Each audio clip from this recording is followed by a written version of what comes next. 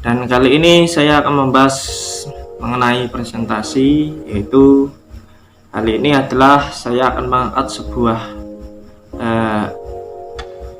tema, yaitu mengenai bagaimana sih cara kita memulai sebuah langkah sebelum kita menghadapi sebuah bisnis baru, dan bagaimana kalau hasilnya tidak sesuai harapan, bagaimana kalau malah merugi. Dan banyak sekali newbie seperti saya kesulitan menemukan sebuah starting point karena terlalu banyak pengetahuan, justru banyak pertimbangan, ketakutan, dan spekulasi sendiri. Ilmu Allah itu luas, tapi isi kepala manusia itu terbatas. Jadi kalau terbukanya kemudahan akses terhadap ilmu pengetahuan dan informasi di era digitalisasi ini justru menjadi distraksi pada diri, lebih baik dibatasi supaya lebih berani. Cara minimalisnya pertama yaitu kami akan mengangkat pada malam itu perbedaan dari mindful dan mindful. Bedanya apa? Mindful berarti fokus pada saat ini dengan keadaan sadar seutuhnya. Mindful justru kebalikannya, di mana pikiran seseorang yang isinya terlalu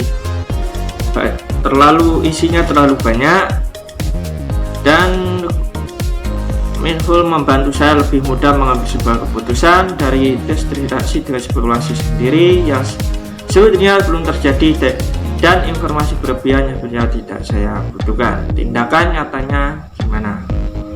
Kalau saya mulai dari yang mudah dan resiko rendah, persis seperti yang disarankan oleh banyak master. Jadi reseller produk orang lain aja dulu. Itu kalau untuk yang tipe tersebut. Dan kalau kata mentor utama saya, dan saya kutip dari pengalaman beliau oleh Kang Dewa, adalah kalau jualan aja belum benar nggak usah maksa jadi reseller. Karena dengan mulai dari jadi reseller, energi saya jadi bisa lebih fokus belajar jualan yang benar dengan learning by doing, tanpa perlu pusingkan bagaimana bahan baku, packaging, hingga alat-alat atau mesin-mesin produksinya. Karena baru dimulai, maka yang dicari adalah ilmu dan informasi yang di level starting. Jangan jauh-jauh dulu nyari informasi dan ilmu level scale up bisnis ya. Orang mulai aja belum. Yang penting pastikan produk berkualitas, legalitas jelas, dan kredibilitas ownernya. Ya, dengan pertimbangan sederhana itu mulai bisnis camilan dengan produk yang saya coba, yaitu keripik, yang menurut saya memenuhi 3 hal tersebut. Apa itu? Yang kedua yaitu yang membahas di sini adalah mengenai sumber modal. Sebenarnya yang dijadikan modal kan tidak hanya uang, bisa niat, relasi, dan keahlian dan skill tertentu. Tinggi gimana mengaplikasikannya dengan bisnis yang akan dijalani saja. Tapi saya di sini mulai dengan modal uang dingin. Apa uang dingin? Saya sebut demikian karena memang menggunakan uang yang belum dialokasikan untuk keperluan apa-apa, alias statusnya masih nganggur. Yang enggak seberapa, tapi alhamdulillah cukup untuk bisa join vendor dengan affiliate yang saya jalani mengenai bisnis keripik singkong. Jangan sampai memulai bisnis dengan hutang, karena sama sekali bukan cara minimalis, malah bisa mengikis ketenangan dan keberkahan saat memulainya. Gunakan yang ada saja, jangan maksa. Itu kuncinya dari Kang Dewa Eka. Baiklah, 3. Menentukan market. Saya lebih memilih memulai dengan apa yang banyak orang suka, makanya saya pilih camilan dengan apa yang banyak, karena bukan cuma disukai, tapi hampir semua orang juga butuh camilan. mengambil hikmah dari kisah sahabat Rasulullah SAW, dari kisah dari Ali bin Abi Thalib. Beliau memulai bisnisnya dengan menceritakan pasarnya dulu. Tunjukkan padaku di mana pasar. Kalau sahabat Rasulullah saja sudah mencontohkannya dan berhasil, berarti hal ini efektif digunakan sebagai parameter untuk memulai bisnis. Jadi dari awal harus sudah memetakan target marketnya, bahkan sebelum kita tahu produk apa yang kita jual. Saya waktu itu menetapkan target market saya hanya secara general dengan membaginya menjadi YWN, yaitu youth, anak muda, woman, wanita atau ibu-ibu, dan netizen budiman. Yang saya tahu tiga hal ini adalah target market yang paling ramai dan berkembang. Jadi jualan apapun disukai anak muda, ibu-ibu, dan netizen pasti laku. Contoh sederhananya, anak muda kalau ngumpul sama teman-temannya nongkrong, ngerjain tugas, dan butuh camilan. Kalau ibu-ibu yaitu jualan gamis, kosmetik, bahkan yang rajin arisan hingga pengajian juga butuh camilan.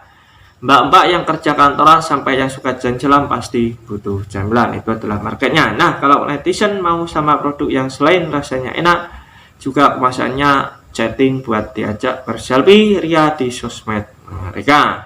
Dari situ saya makin yakin saat ketemu camilan, bahkan saya akan memulai dari usahanya dari Kang Dewa Raja, yaitu Dewa Snack, dan juga yang saya lakukan yaitu mengenai keripik singkong, yaitu produk yang memenuhi market yang sudah dikelompokkan sebelumnya. Itu apa? Yang keempat, mentor guidance. Namanya juga baru memulai, biar nggak ngasal dan akhirnya malah sial.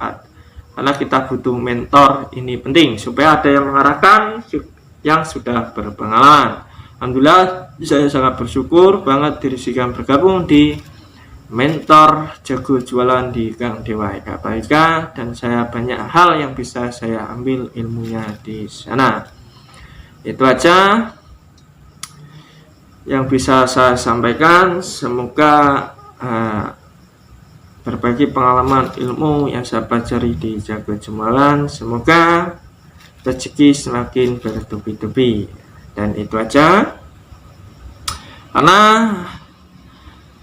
mentor juga ngarahin produk yang ngangenin, bahan untuk pemasaran disediain, full spot dengan kurikulum pembinaan sistematis atau komunitas yang positif. Itu yang disediakan oleh Kang Dewa Raja melalui mentor jago jualan. Dan ini juga menjadi salah satunya sesuatu lucky point dalam memulai bisnis, karena adanya mentor, partner, atau teman-teman tujuan itu signifikan membuat saya bertumbuh dan fokus on the track dalam proses menjalaninya. Teman-teman yang juga baru memulai atau mau memulai, saran saya coba di bisnis yang ada mentor dan support sistem paket komplit. Jadi terarah secara teknis dan non teknisnya gak asal esen. Semua ada ilmunya, tapi jadi lebih efektif kalau ada yang ngarahin juga. Kalau teman-teman yang mau mulai bisnis yang efektif, ada mentor yang bersemuanya, kami menyediakan yaitu mentor secara online, yaitu melalui jago jualan, ataupun bisa bergabung dengan tim Dewa Snack, maka kami akan cantumkan di link di bawah ini. Sekian dari saya, semoga sharing yang sedikit ini bisa bermanfaat. Kalau ada yang mau ditanyakan, boleh Anda kunjungi link yang akan saya berikan di bawah ini. Terima kasih atas waktunya teman-teman ataupun sahabat sekolah bisnis desa. Tetap jaga kesehatan dan semangat terus bertindak dan berpraktek dalam melakukan sebuah bisnis. Dan sekali lagi saya ingatkan, keluar rumah tetap pakai masker dan cuci tangan. Dan saya akhiri, wassalamualaikum warahmatullahi wabarakatuh.